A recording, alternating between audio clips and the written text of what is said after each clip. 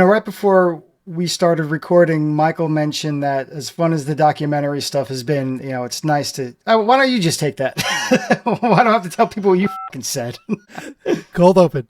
This is Glass Houses, a Billy Joel podcast. Hey, this is Liberty DeVitto. This is John Jackson, director of the Billy Joel Archive. This is Russell Javors. This is Mike Del Judas. This is Richie Canada, and you're listening to Glass Houses, a Billy Joel podcast. It's awesome. As we were getting ready to record tonight, Jack and I were talking about winding down the documentary coverage, and I mentioned how nice it was in a way to get back to our regularly scheduled episodes and content. But it is kind of a bit of a different feeling being on the other side of it because of the whole summer worth of coverage and then the couple years leading up to it that we were involved. So it's kind of like a new landscape in a way. It's almost like what happens to Marvel after Infinity Wars. Like, it was 10 years or so leading up to those two movies. And then Marvel faltered. And I don't think we will, knock on wood. But it is a funny feeling. But like you said, Michael, it's also nice to return to what we've always done, and this is a prime example of that, which is going through a concert classic. Getting back into it, this was almost a challenging one because it's not nearly as revelatory as some of the others we've done. In fact, it reads now almost as a dress rehearsal for Live from Long Island. This was just a few weeks before. The set list is the same except for one song. And a lot of the performances were very, very close to what they did, which makes a lot of sense. I'm sure not only did he have the show down by that point in the tour, but I'm sure he was also making sure that everything was going to sound right. They had a good feel for what they were going to record that night at Nassau Coliseum. By this point, they were all certainly aware that they were going to be filming and taping in Nassau. What was going to be the taped show was getting shaped. And this is getting near the end of the tour. And what we're covering tonight is the show at the Forum in Inglewood, California, December 14th of 1982. So you have 2 weeks before the end of the Nylon Curtain Tour and 2 weeks prior to Live from Long Island. So it's kind of interesting because, like you said, it's kind of like a dress rehearsal. So it's almost like, when you listen to like the Beatles anthology and different things like that, where you have like, the take right before the one that made the record. That's kind of what this feels like. So before we get into that, 2 items, one of which Michael doesn't know about yet. We have some listener emails, which we haven't had in a while, so this is a great way to encourage people to keep emailing us. Let us know what you're thinking. We love to hear it, and we love to mention it on the show whenever we can. Second is just a small anecdote, not much to it, but I am massively discombobulated today because I had 2 long weekends in a row. I was exhausted going into Monday. This is Wednesday. And yesterday, I insisted, come hell or high water, I'm going to travel from Philadelphia to Brooklyn for a small show. It was Yasmin Lacey. She's like a neo-soul jazz singer from England, from the UK. And she hardly ever comes through the US. She only has 2 dates. The next one is in California, and that's it. She hasn't been here since 2023. And I bought 2 tickets and said to myself, I'll figure out what I'm going to do. Toward the end of work, we'll say, I hot-spotted my laptop for the last hour or so, shot up to Hamilton, New Jersey from Philadelphia, caught the train all the way up, got stuck right before Penn Station for 25 freaking minutes. F.U. Jersey Transit. I was going to meet my cousin and a friend of mine that I hadn't seen in like almost 10 years. And I saw my friend, my cousin couldn't stick around. But the show was great. And it was funny, my friend Eric, he's a huge Billy Joel fan too. We met in college, which was funny because we both grew up not too far from each other in Brooklyn. And then we didn't meet until we were 18, 19 years old in Philadelphia. I didn't know that he had actually been listening to the podcast all this time. Because like I said, I just kind of haven't talked to him in a long time. And it came out a couple weeks ago. I said, hey, when you watch the documentary, check out the credits as a surprise. And he's like, oh, I know all about it. I've heard every episode. I'm like, so I saw him. I'm like, really? He's like, yeah, it's great. He goes, I have to explain to all my friends how you have like a podcast about Billy Joel that's gone on for 5 years and is still going. I'm like, yeah, somebody else just said that to me too. And then he said, thanks to an offhanded remark I made probably 2 or 3 years ago, he's also now listened to every episode of the Marx Brothers podcast that I mentioned in passing. I remember that. I remember you bringing it up. Yeah. So the system works, It does. That's awesome. I went to the show. My friend Eric, he was trying stand up. So, if we want to make the Billy Joel illusion, now he gives him a stand up routine and on Nostrand Avenue. I caught like his 4 minutes. It was funny. He didn't want any of his friends to see him do it yet, but the concert ended. So I ran over and I actually just took off my hat and ducked a little so he wouldn't see me, just so he could do his thing. Anyway, so I was just, I don't know, man. I was coming back and I shouldn't have trusted maps because it wanted me to take the PATH train for some reason to get to Hamilton. And so I'm like trying to navigate this and I look up and I realize I got off at the World Trade Center and I happened to be listening to 52nd Street for whatever reason. And it was really a moment because I don't know if I had ever really been, I guess I was at the World Trade Center a few times because my mom used to take the train to that stop and then go to work. So if I ever saw her at work or visited her, that's where I would go. For no good reason, I just like stood there listening to the second half of 52nd Street and just taking it in. And it was a poignant moment, just really with everything going on in our terms, like the documentary and this and that. And I'm running up and down. And, it was a moment where one of the rare moments where I stopped for a moment and contemplated. And then, of course, I felt very sad and was reminded as to why I don't stop in the moment and contemplate things. Better to keep busy. I'm a very mentally healthy individual, let me tell you. You do bring up an interesting point, and, at least with us with the podcast, we've been doing this for almost 6 years now. We're so head down of like, all right, what's the next thing? What's the next 5 things? All right, let's get this lined up. We rarely take the moment, for better or worse, to just kind of sit back and reflect on everything we've done to this point. Part of it's good because, like you said, you don't get lost in it. But every now and again, if you take a second, it's pretty incredible. I always find it risky. You can't look down. I feel like the second you acknowledge, hey, we're doing good, something's going to, we're doing well, something's going to go wrong. That's just the cue for the universe to be like, I'm sorry. What'd you say? Was that things are going well? Huh? What? Your checkbook is balanced? Oh, no, it's not. I know, totally. When we talked to Steve Cohen recently, too, they have that same superstition as well. Yeah. Let's not pat ourselves on the back here. Let's not dwell on this too long because that's a recipe for disaster sometimes. Yeah, it really is. What was it, don't question why it works. Don't try to figure it out. If it works, was basically right. What he said, just go at it.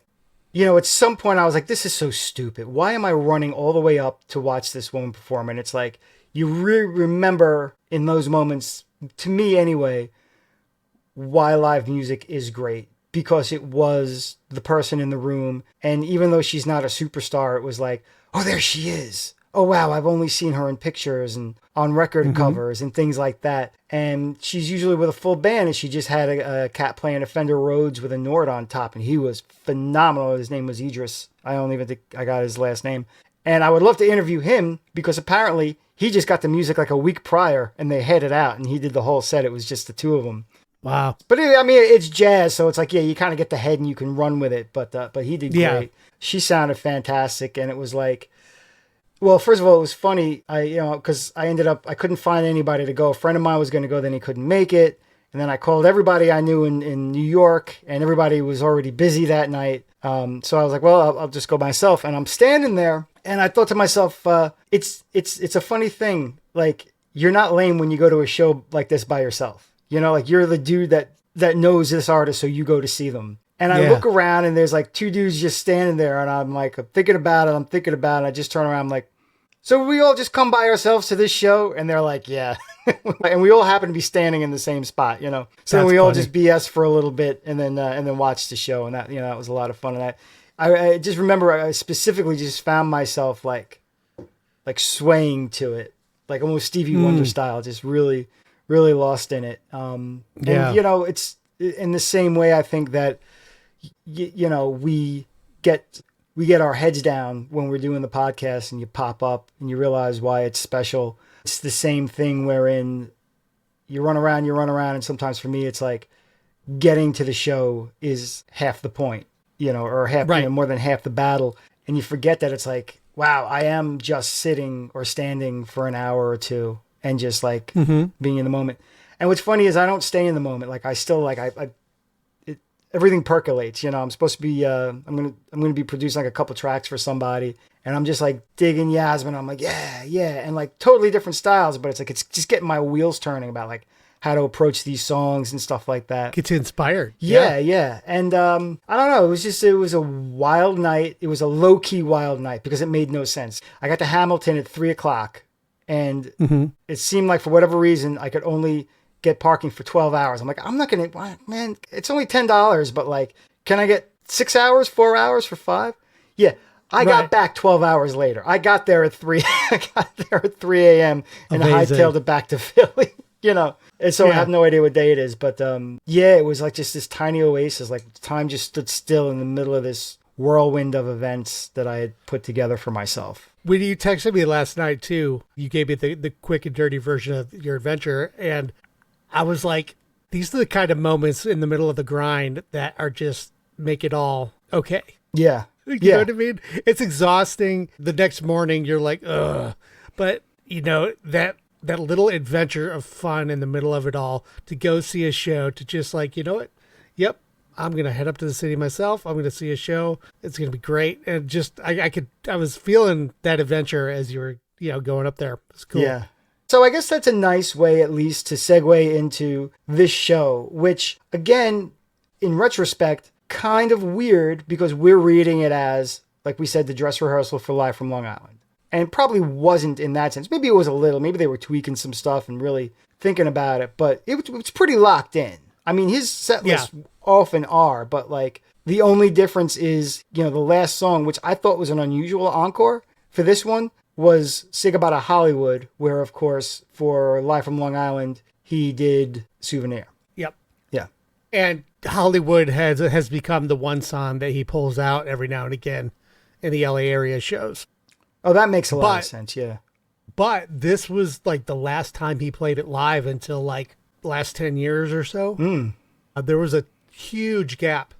And he wasn't even really playing it around this time. You know, they cut it for Songs in the Attic, and then they didn't play it on the tour until this show. So it was definitely a curio, and we get a little snippet of Have Yourself a Merry Little Christmas leading into the holiday, and just a few other little things that are different. But yeah, it's pretty funny. I found myself comparing and contrasting not only the musical performances, but the banter. Because Billy has his rhythms, he's got his stories, and how he's setting up Scandinavian Skies and all these different things. And so it was just, to me, that's part of the fun of it too, is just kind of seeing these signposts throughout a tour of like how he's refining that stage banter throughout too, because the moments he's speaking remain mostly the same. And he's just kind of adjusting how he's kind of delivering it. So we'll get into that in a moment. But first, let's hit a couple emails. So this first email was back in September from Donna Gabusi, I want to say. I came across the Mike Del Giudice interview that you aired a few years ago. Fantastic.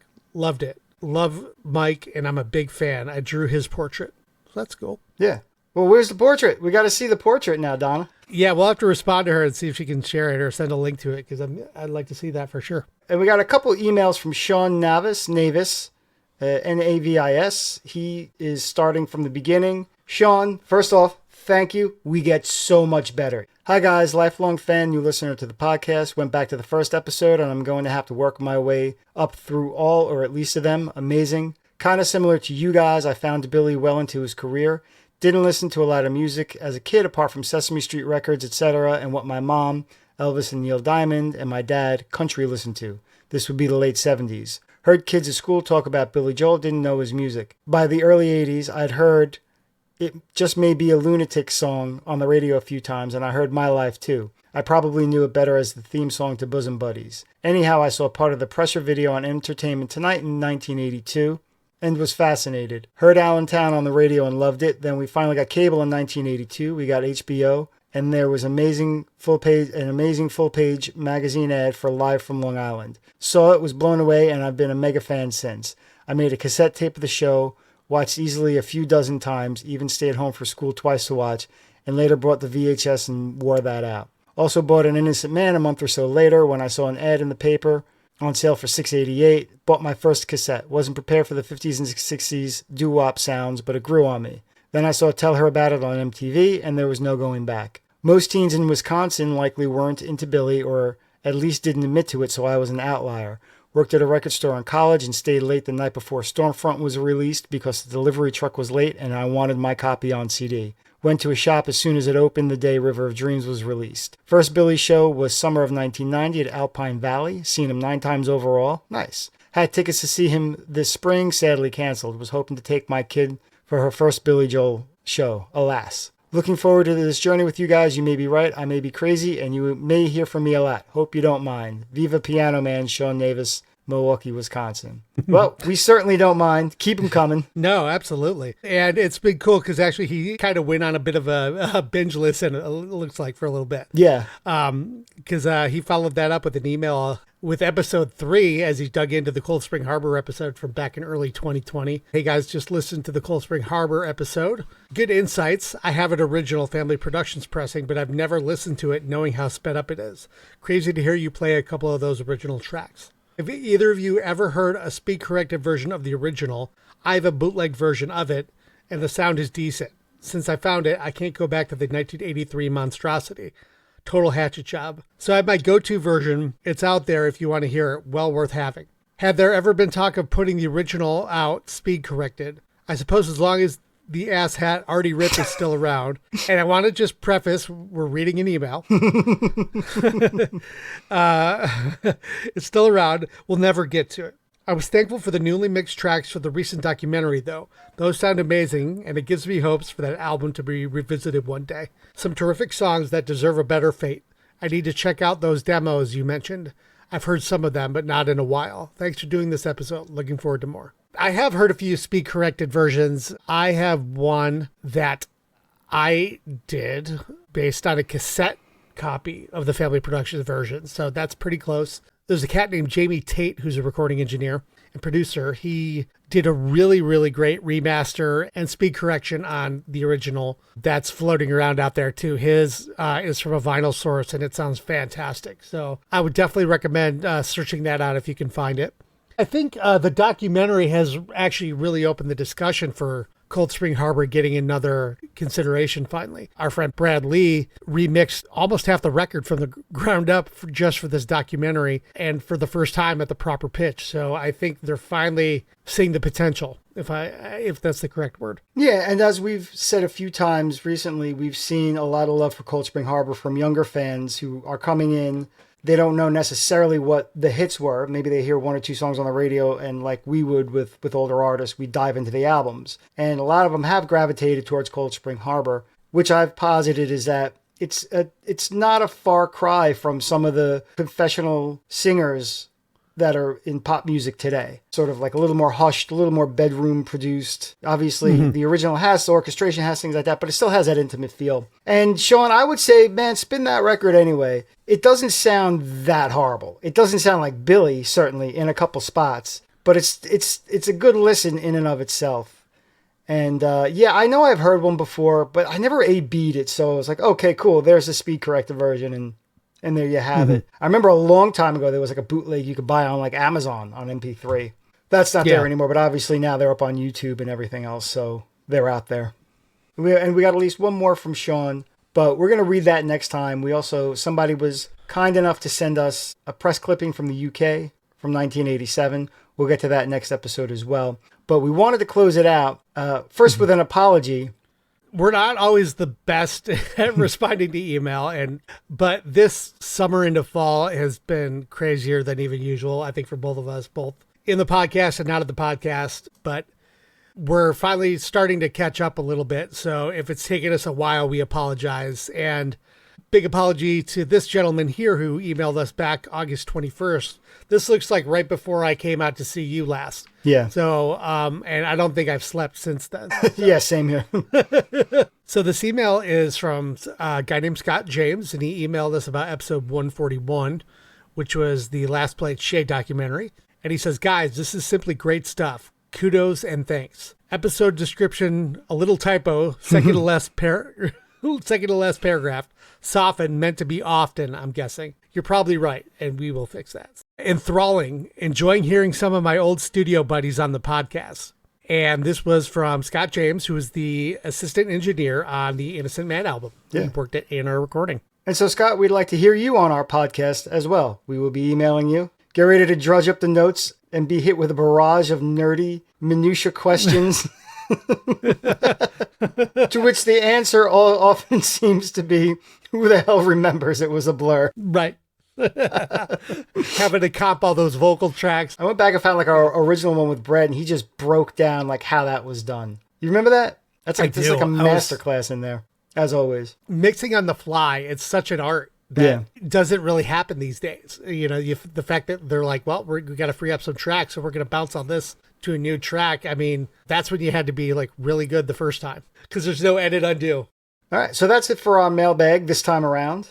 Let's get to the show. Again, we mentioned that this show was at the Forum in Inglewood, California, December 14th of 1982, about 2 weeks before the end of the Nylon Curtain Tour. It's the lineup that we had for this whole tour. It was Billy Joel, Doug Stegmeyer on bass, Liberty DeVitto on drums, David Brown on lead guitar, Russell Javors on rhythm guitar, Dave Lebolt on synthesizers and keyboards, and Mark Rivera on saxophone and percussion. The set list, as we said, is almost exactly the same as Live from Long Island. Chain Gang is the intro that's on tape. Allentown, My Life, Prelude, Angry Young Man, Piano Man, Don't Ask Me Why, The Stranger, Scandinavian Skies, Moving Out, She's Always a Woman, Pressure, quick snippet of Have Yourself a Merry Little Christmas, Scenes from an Italian Restaurant, Just the Way You Are, Good Night Saigon, Stiletto, Until the Night, It's Still Rock and Roll to Me, Sometimes a Fantasy, Big Shot, You May Be Right, Only the Good Die Young, and Say Goodbye to Hollywood.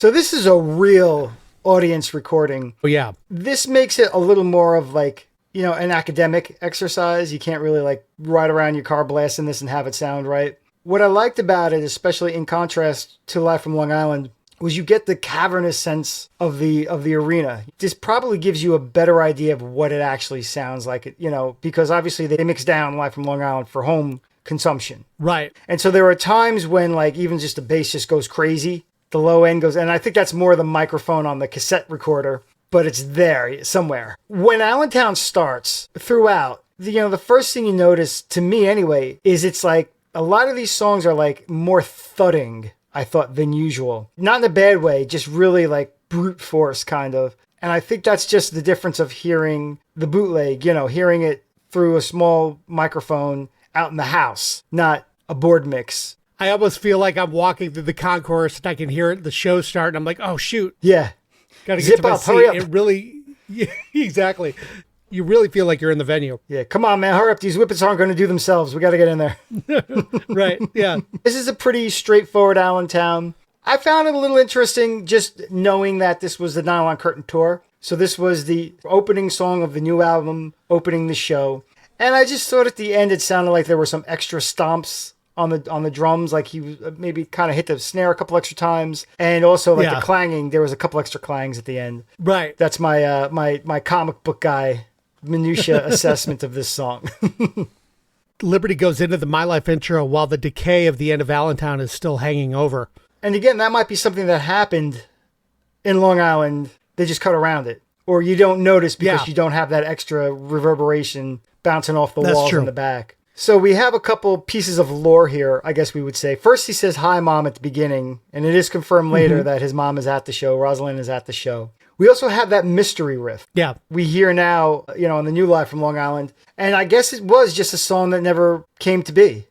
It sounds so familiar. It sounds like it's something. And it's funny because this bootleg's been surfacing, been around for a while, and a few others on this tour. But we never knew for sure that this is the riff that they were doing on Live from Long Island, because up until the vinyl release, that intro was completely cut out and went right into the de trois. So we never knew for sure, but what we're hearing tonight for this show is pretty much exactly what we hear on Live from Long Island. It's fun to hear the audience start cheering once they figure out what the song is, because it's got such a different intro, but it's grooving, so you're kind of into it, and then he gets into the riff, and you're like, oh, there it is. Now I know what it is. Yeah. This is the first time I think we hear it. The audience goes nuts in the middle of a song, and we're clearly missing a visual cue. What it is, I'm guessing, is when he says, now he gives them a stand-up routine in L.A. Oh, good point. Yeah. Right. Because they're reacting, I think, to that line. This is a really upbeat, really muscular version of this one. In the best way possible, there's not a lot of nuance here. They're really slamming through it, and it's working. That skip beat in the kick drum really helps propel it. Yeah, he's playing like a boom, clack, boom. He's brought it back to like a rock beat. He's gotten rid of that disco-ish 4 on the floor that, Lib has gotten rid of it, who had gone on records pretty much saying he didn't like doing it, and Phil yelled at him to make sure he did it. Yeah, it's like almost a reimagined version. Not quite reimagined, but definitely crept into as more of a rock song. What kind of really helps give it the fast groove is Mark Rivera's tambourine playing. Yeah, it's that high-end jingle. Take it out. Yeah. Yeah. You always think it's faster when you hear that high-end jangle. Exactly. Yeah. Because everyone else is pretty much doing eighths, and he's doing those 16th notes. Yeah. Yeah, it's fun at this tempo. It's just on the verge of being too fast. Like, it's a hair more, it would have felt uncomfortable. Yeah. Now we're going into Angry Young Man. I really like this era of this song because it's really one of the few that's actually a little slower than the record. Usually it's a little faster, but this to me feels just a touch slower and moves really well in that respect. Respectfully, I disagree. I wrote down that it was a hair fast and that... Oh, really? Yeah. I wrote also that the runs are exceptionally clean, but it feels a little fast and it hurts the bridge just a little because you really hear them like shift into it, like a bolt-on kind of thing. I'll have to go back and listen to the Turnstile version, but I wonder if like the prelude is faster than the verses. I got it on Spotify, so it's right around here the whole time. Dum, okay. Dum, dum. Right, so let's see. Where's this one now? Is this coming through? If I sound weird, it's because I'm tapping my... I can hear you tapping. Okay, good. Yeah. It is faster. Wow. Yeah, but it sounds right. Yeah. Except, like I said, like you hear them like kind of crunch into the bridge a little.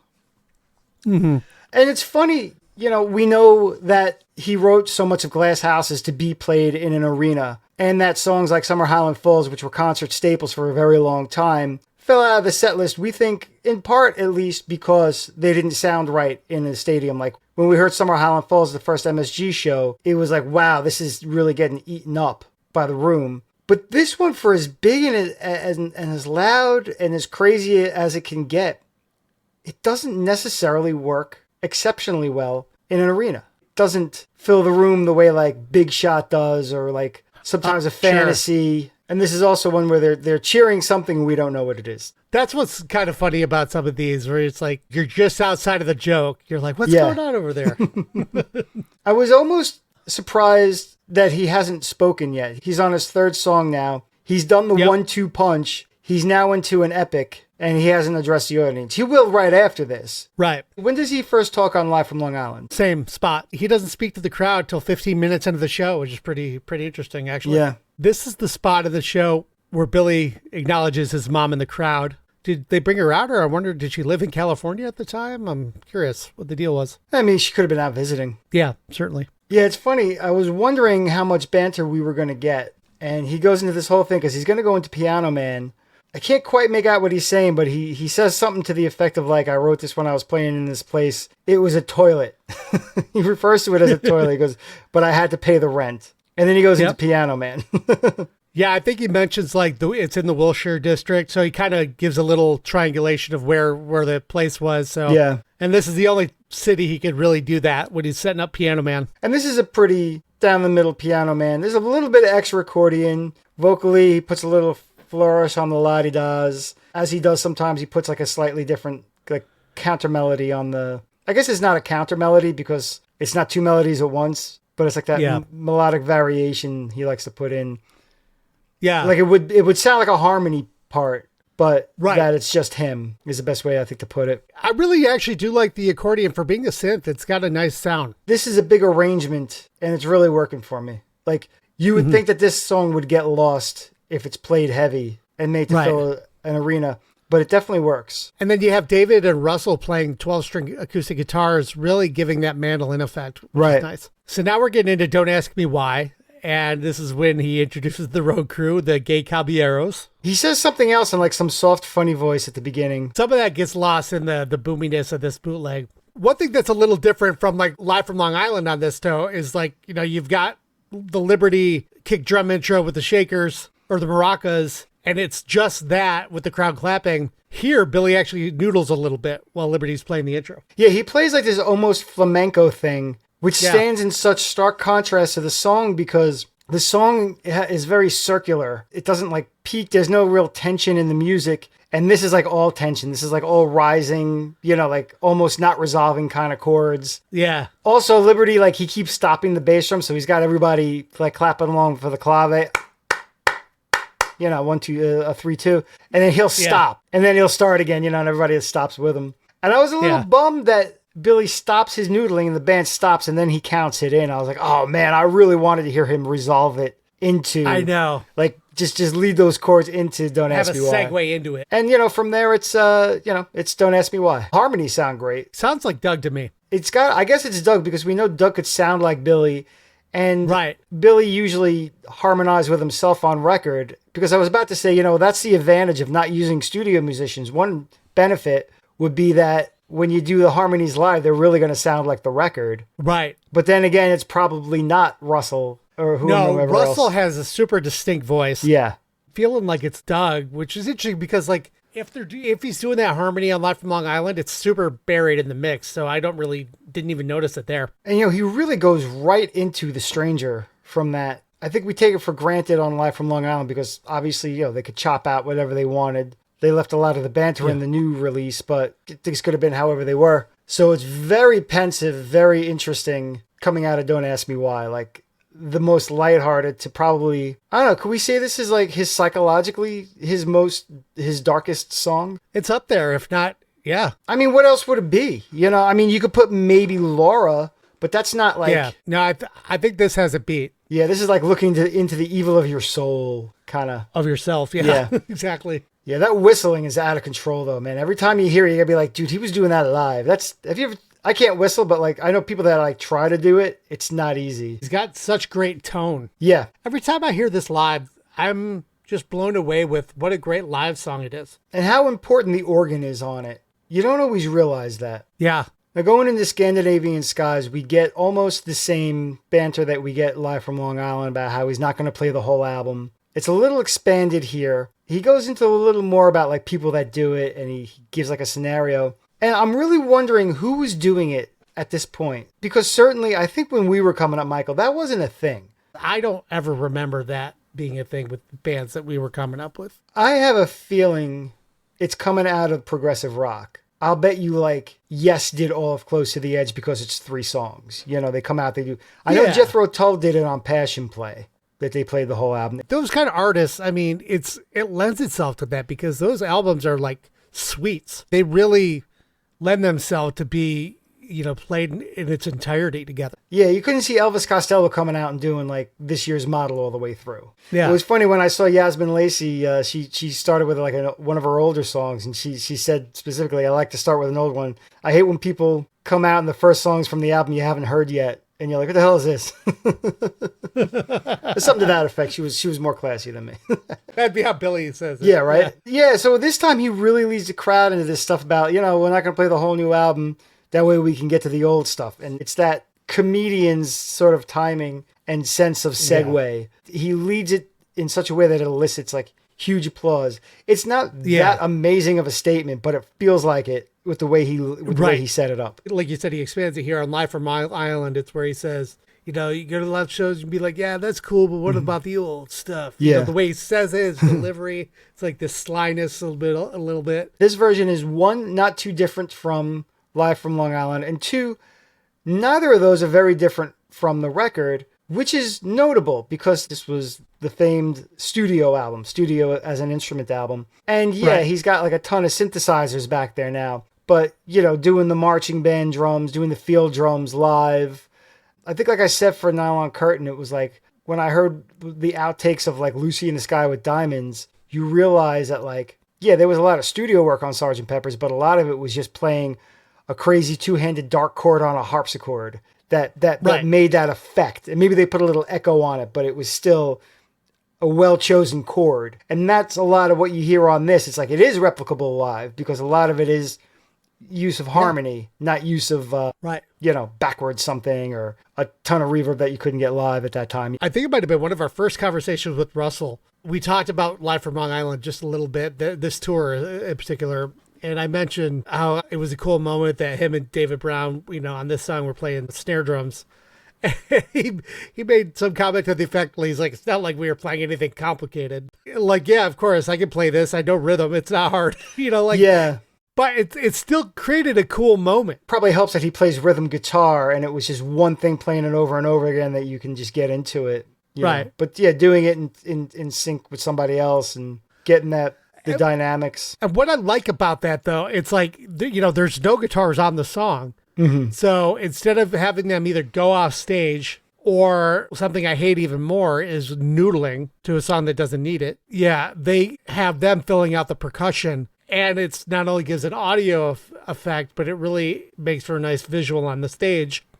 I think one of my big MVPs on this is actually Dave Lebolt. If you listen to those amazing swells. Like I said, a really good example of it's all in the organ. It's all in the chords he's playing. That's what's giving it that pensive, surreal, I don't want to say feel because it rhymes, touch, ambiance. Yeah. And this is another one too where like the times when the person who's recording this, the microphone catches the room the right way. And you just get that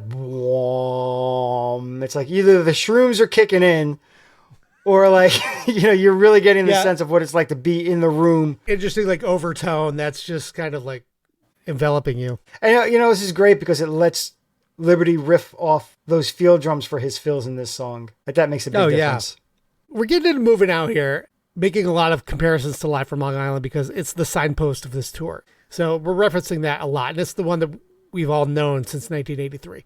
Moving Out, unfortunately not on the vinyl version, but on everything else, there's a great boogie woogie intro to Moving Out, which we don't get here, but we get this really bizarre skit that I can't quite piece together because of the audio quality, but yeah. What's your take on this, Jack? Well, yeah, it starts off with somebody calling Anthony and you're like, okay, that's cool. And then somebody comes out and does like a real Brooklynese Italian kind of accent. And like on tape, especially not hearing what he's saying, it feels like it goes on like 2 beats too long. But the audience seems to be digging it. And I'd love to know who it was. I got this feeling it was Liberty. I'm like, because the voice is pretty deep. And like, who else would play that? I got a grocery delivery for Vancouver if it makes it or something like that. He calls Anthony, what do you want? And then he counts and then into the tune.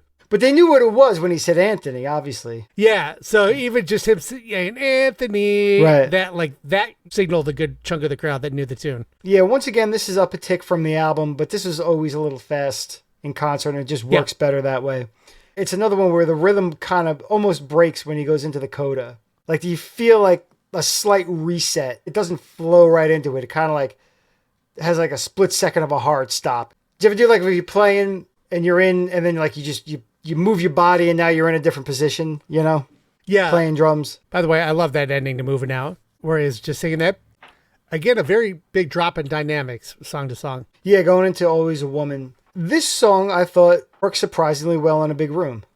It kind of seeps out. He's a little more forceful with his delivery, but to great effect. Mm-hmm. It doesn't ruin the mood of the song, but it gives it a little more passion and probably works a lot better this way in a big room. Kind of like in So It Goes when he was playing that live on the Stormfront tour a lot. Mm-hmm. It's one of those songs that really doesn't have any business working in a big room like this. Yeah. The crowd is like honed in on it. It's quiet. That's one thing we haven't really talked about much too, is like, Mark playing flute. A lot of sax players do, but it is, I always say this wrong. Embouchure? Embouchure? Embouchure. Yeah. Yeah, the embouchure is different, like how you have to hold your lips. Obviously, it's very different from saxophone to flute, but I believe the fingering is the same, at least to a soprano. I believe so. On Live from Long Island, we don't see this song because it got cut from the video.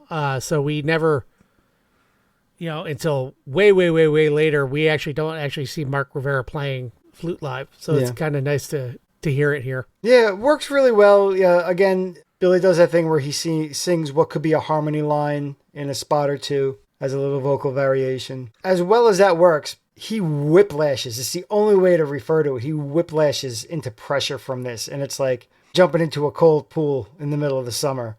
Like it's almost like a visceral shock. No fanfare, no nothing. Just hits it. And it's got a really long intro too, which is nice. Liberty's playing a whole bunch of offbeat tom stuff. He's like you know, that kind of thing. And even when you think he's going into it, because he starts playing the synth, he backs off it again, and they keep the intro going a little longer. Looking back to the visual live from Long Island, Glass Houses had 2 pianos, but to me this was like the most sprawling stage yet of his career.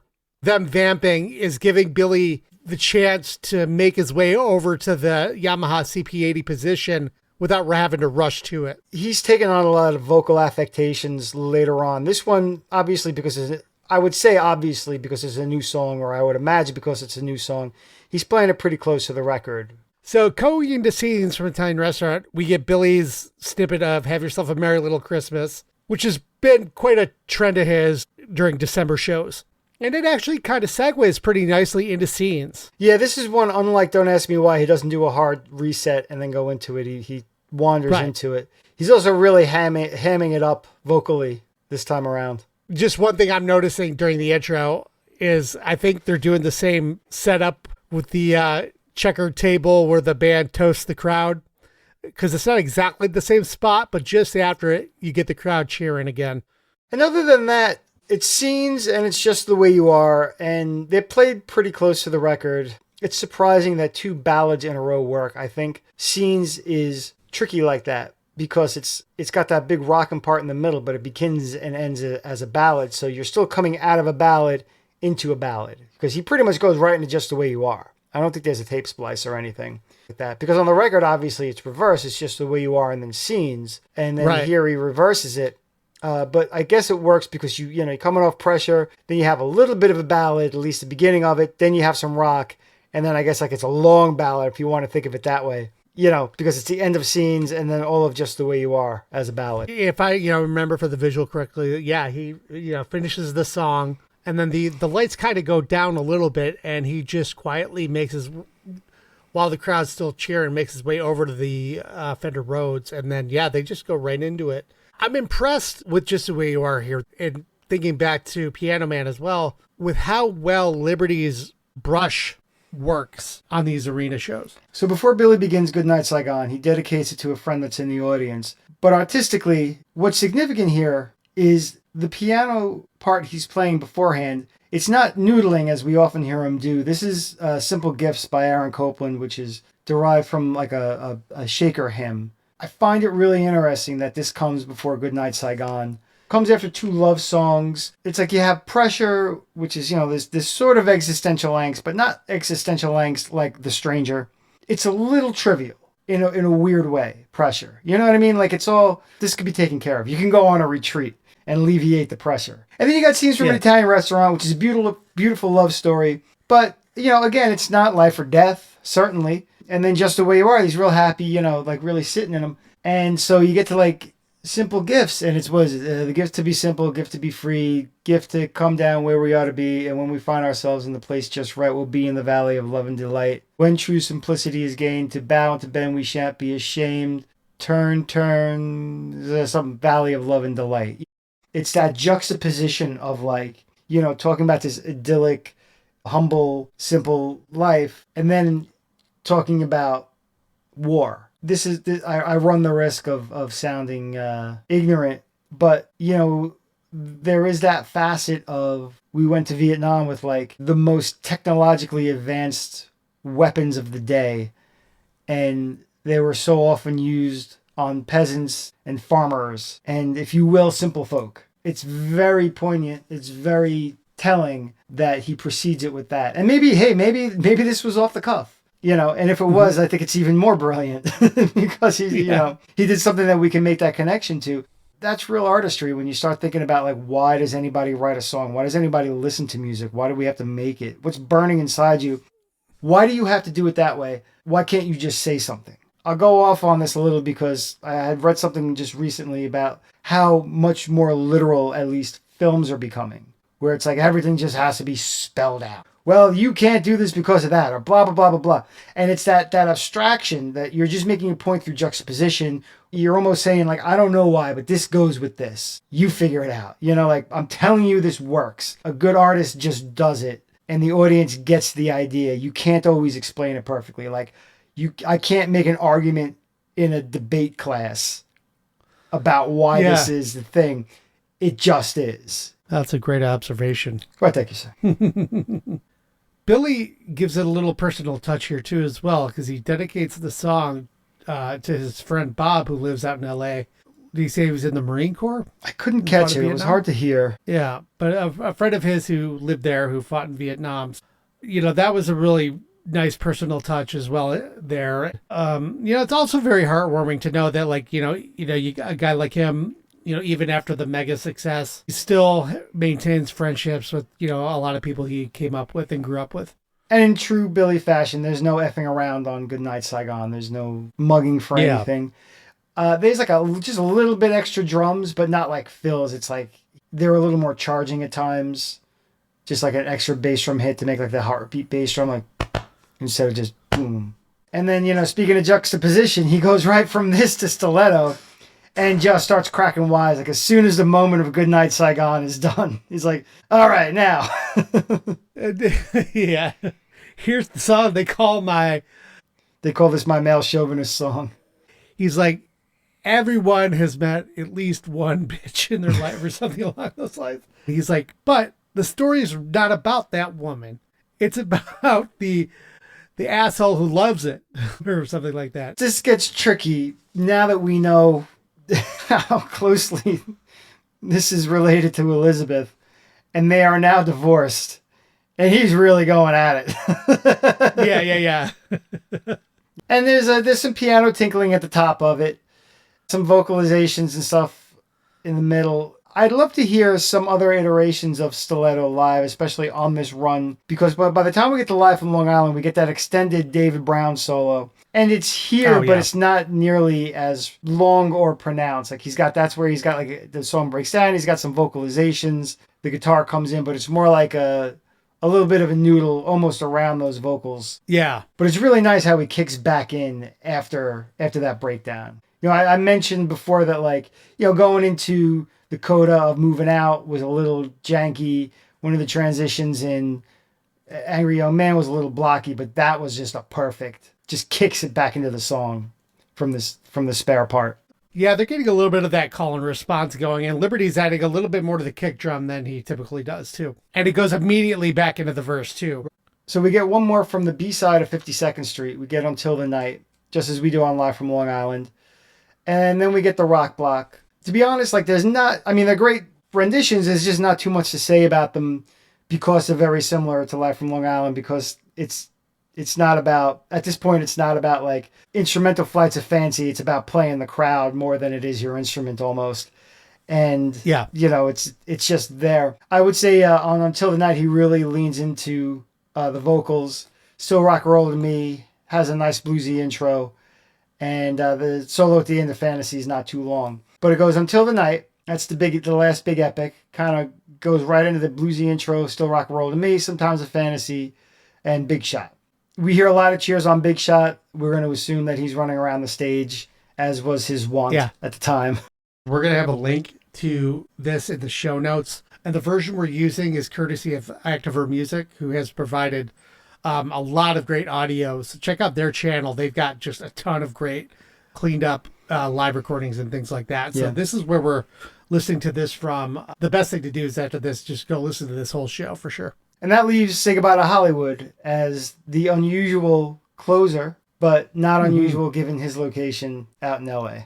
Once again, pretty close to the Songs in the Attic anyway, version of it. Once again, just a little fast, which I guess you're going to expect at the end of the night. Like, they're all ramped up now. They've played all the big rockers. The whole place is going nuts. Yep. You don't want to slow it down for that last song. So I'm sure a combination of adrenaline and showmanship means this is going to be a little faster.